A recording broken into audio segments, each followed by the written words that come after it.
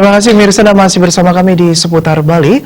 Program Pasca Sarjana Universitas Udayana UNUD menyelenggarakan kuliah perdana program Magister Doktor Spesialis dan Prodi Insinyur. Kuliah perdana diikuti 1020 mahasiswa baru di Aula Widya Sabha Jimbaran. Universitas Udayana yang kami banggakan.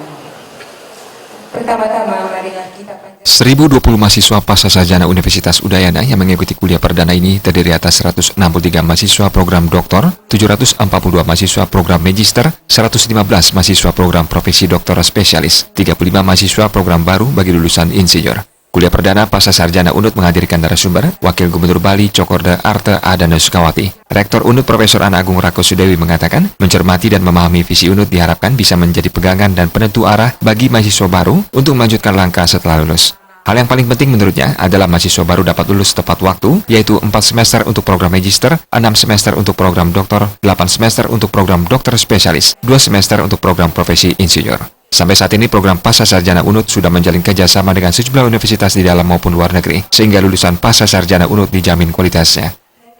Jadi beberapa keunggulan yang dimiliki oleh program pasca sarjana Universitas Udayana ini terkait kerjasama double degree dengan beberapa universitas terkemuka di luar negeri, ya, seperti misalnya bioteknologi pertanian dengan Ibaraki University di Jepang, kemudian juga remote sensing, ya, magister dan doktor ilmu lingkungan itu bekerja sama dengan Yamaguchi University juga di Jepang, dan juga ada beberapa program studi lain seperti pariwisata, ya, dengan ONSI dan Sorbonne University di Prancis, ya.